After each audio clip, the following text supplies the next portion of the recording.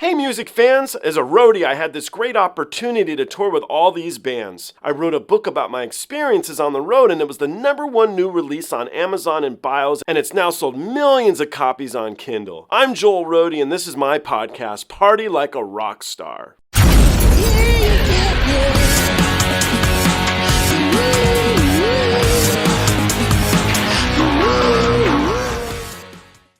Have we heard of a performer by the name of REN? I don't think so.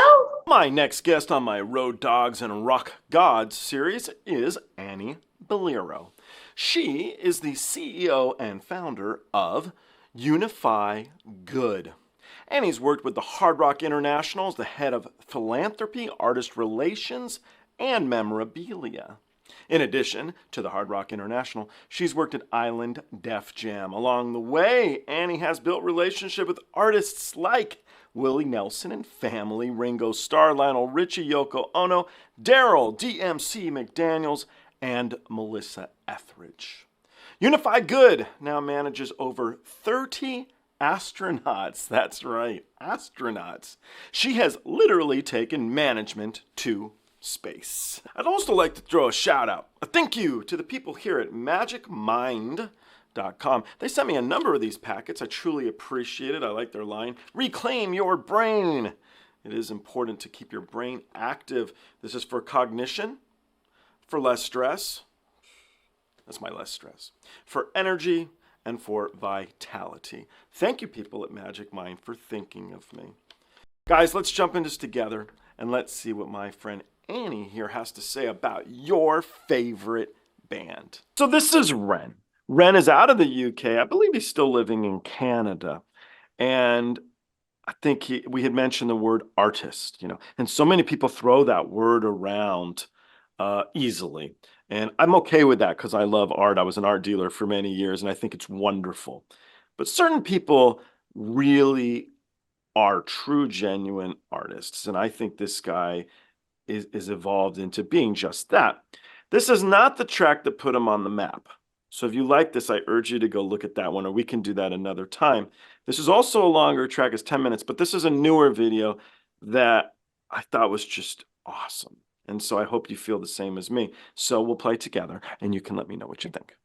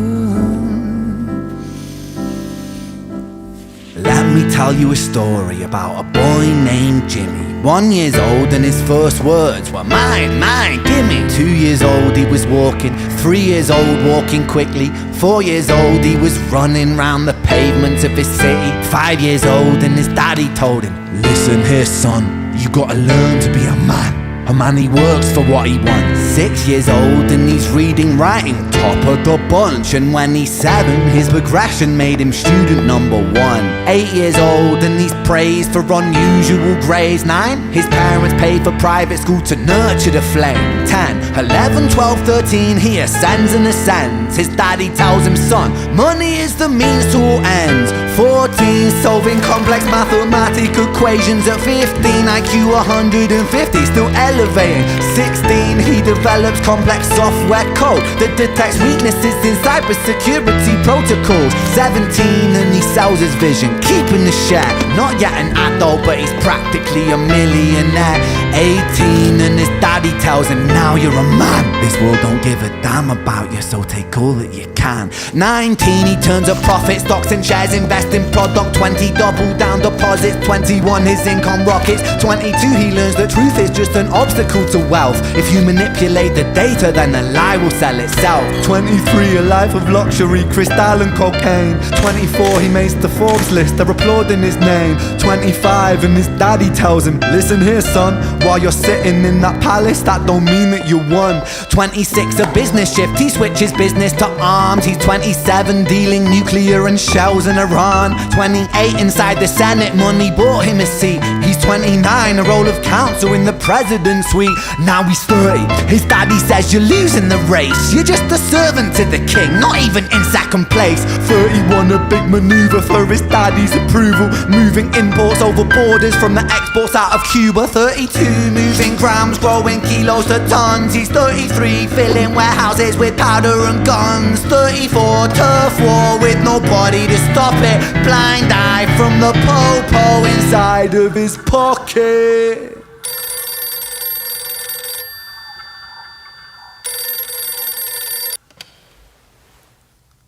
35, he gets the call. I'm sorry son, but it's your father. Had a heart attack, I'm sorry, he's gone. 36, getting pissed off, abusing his product. 37, eyes glazed, disposition demonic. 38, with a prostitute, a moment of passion, heating up a silver spoon and then chasing the dragon. 39, getting reckless and hungry for power. Daddy's words are still driving him to kill and devour. Makes a move against the cartel, but the strategy's flawed. They retaliate and leave him in a hospital ward. A bullet buried in his vertebra and one in his leg. The doctor sighs and says, I don't think you'll be walking again. Fuck.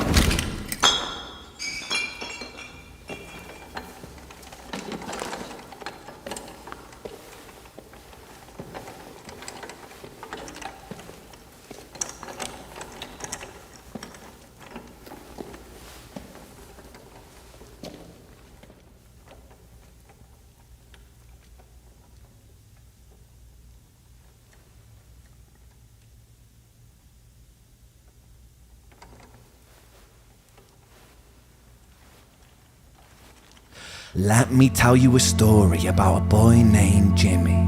He was 40 and he cursed the words, mine, mine, gimme. 41, he wasn't walking. 42, not walking quickly. 43, never running round the pavements of his city. 44, inside a palace with a mountain of gold. But those riches turn to rubble when perspective evolves. Weighing heavy on his conscience is the value of gold. Lamborghini for a life, trading money for souls. Jimmy followed the code inside the land of the free. Put your hand inside the cookie jar, take more than you need. And his example is exaggerated versions of me. And it's a version of him, and it's a version of she, and it's a version of you. There's no escaping the blame. The way we live is parasitic. Fuck the money and fame. Cut the music.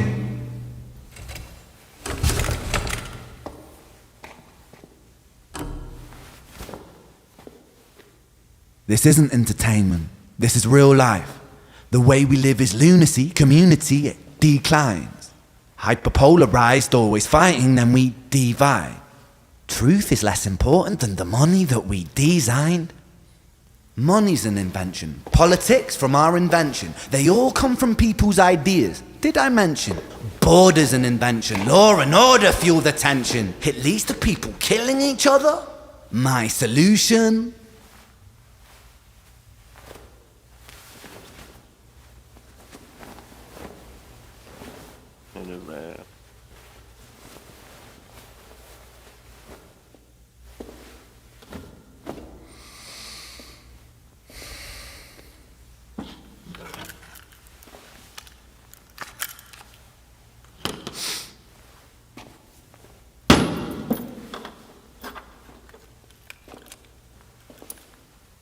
Everything is subject to change.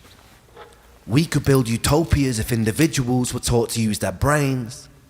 But if we teach kids in schools to always be sheep and put themselves before the herd if there's more money for me, then there's no future I see where the humans survive with parasites inside a petri dish with cannibal minds. Mold will grow upon the surface and consume till it dies.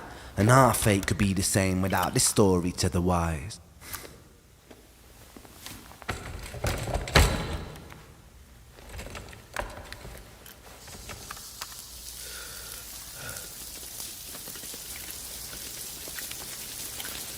"45. Jimmy comes home out of the rain, soaking wet upon a wheelchair, drinking again. He is everything he wants, he is fortune and fame. He's a fortunate fool with an unfortunate fate. With a 45 caliber aimed at his brain. 45 a fitting number cause his age is the same. Here's the words of his father, it's such a damn shame. Then he presses on the trigger of a money game." Hey, you're good. Okay, so heavy. I know heavy, but absolutely brilliant, no? It's unbelievable. That's a film. That's a film. It is. And it's really, I'm so sensitive, so I'm sorry, I just have a really hard time. And it was so moving, so powerful, and so clever. Yeah. So clever. Yeah. And just beautifully written and presented. And do you know, like, obviously it's pretty clear what the message is and all that, but do you know about REN, like why they did that or what their story is? Yeah, so Ren was raised in the UK, and he's had a lot of health issues throughout his life, major ones. And so he's had to live with various problems that I think the majority of people would say are major. He did a lot of street busking in the UK, and he released a song called High Ren. And he, in the track, which is just genius, he discusses a lot of these autoimmunity disease, for example, and other issues that he's had, been in and out of places you and I wouldn't really want to live, especially growing up. So he actually just put a message out the other day, and he watches some of these videos I put up, and he says stuff. And so, as you know, I think, I worked for Guns N' Roses, and so I said when I watched High Ren, this is your opus. Axl's opus would be November Rain. This is your opus. This is incredible. And he was nice enough to write back, thanks, man. So what he was trying to say, and the thing he just said the other day, a critic said something about the track being, I can't remember, something negative in some way. And he's like, I'm not really doing this to appeal to you, to make you want to like my music. I'm trying to appeal on a larger level and having people understand I had to go through stuff like autoimmunity. It sucks. Right. It was tough. And I relate to all the rest of you. And together, maybe we can not have to go through this kind of stuff. Yes. Especially growing. I would be so curious if REN has, so beautiful job, REN, on this beautiful work of art. I mean, it is extremely powerful. It is so clever and just, it's done so well. And, the idea of kind of shrouding the face, I was worried it was going to be something scary. I'm a little bit of I'm just very sensitive. So visually, I can barely watch like an episode of Law and Order without having some reaction. Well, I was for a while when I played people this particular track. I would play it last sometimes just because it's long. And I realized it's not the best track to play last on here because it's hard not It's an to. emotional ride. Yeah, Yeah. And it lingers. Yeah. Which speaks to the power of it. So extremely powerful. And I guess in time, I will do my own research on REN, and I'm curious, like, so what is, it's interesting when issues are thrown out there, and not that every artist has to provide a solution, because sometimes who the heck knows, because it's up to the listener. But I'd be curious to see, like, if that is part of his opus, is like a yin, what's the yang? What's the REN yang? You know what I mean? Like in almost like a flip of a universe, but really beautiful and so sad and very powerful. Super, super wonderful filmmaking. I think the guy who shoots everything, his name's so clever. Oh, so good. So clever. Although I get vertigo from time to time at the beginning. I definitely was feeling like so let's just say I've had a full body emotional experience on that. Okay. And I hope it helps. I hope that there's if one person can make decisions in a different way or think about things differently, then that's what art is there for, right? Absolutely agree. Absolutely. So a question for you. I like to try and let my viewers know the people I bring on a little bit better, even if I know the answer sometimes. I don't know the answer to this one, though. So a friend of mine's daughter was in 5th grade at the time I put together this podcast. And they were all very into the idea of it, her and her little friends who were over. And so they came up with an idea. They came up with a question for me, and it's been my favorite question to ask every guest. And the question was, when did you first feel famous? Now, bear in mind, this is a 5th grade kid. And so you don't have to answer true fame, but I think the concept is the same, as in that when was the first moment you recall being on the path that made your career, where you were onto something and made you feel good about who you are? What would you say? What would be your kernel? Well, first of all, that's a very good question. So thank you. What is her name? Hartley. I should know this. I'm the sushi buddy, so I'm the uncle. If she wants sushi, she calls me because she knows I'm always down to get some sushi. Okay, well, it's a great question, and I love that you've opened up the interpretation too, because in our world of fame, what does that even mean? So I like to think of myself as I'm a behind the scenes person. So I try to help other people become famous. Mm-hmm. But I would say under that heading, whenever you can create something that helps inspire people, that's sort of what I hope people that have a platform feel good about, right? So I'm sorry for this clunky answer. No, you're okay. What I would say is, a while back with my talent management agency, and we had expanded a little bit to manage astronauts, I was trying to find a way to unite sort of the marketing of astronauts. And so it kind of clicked in my head, like, why is there no holiday to celebrate astronauts? And so we founded National Astronaut Day. There was not a holiday for that. And sometimes you get crazy ideas, but then when the team and then everyone got on board, and now it's a real thing that everyone around the world celebrates. So I would just say that, it's not so much me being famous, maybe, as it is as like one of my ideas becoming famous. Sure. And creating a movement. So to me was like the good stuff. And I'm so proud of our team, and the fact that now there's this holiday that exists to help honor these incredible, individuals. There's been less than 600 ever. And so I would say that's kind of a different twist on the answer, but I hope that, I'm just a regular person that had a crazy idea and has been so blessed to have so many great experiences. And I guess maybe the idea here is like, just if you have an idea, do it. You never know. Yeah. Oh, that's a great answer. I love it. Very, very good. Okay, cool. All right, why don't we jump over to Japan? Have we ever heard of a band called Love Bites? Perhaps in one of your other episodes. Okay, it could be. Okay. We'll jump into it together and you can let me know. Okay.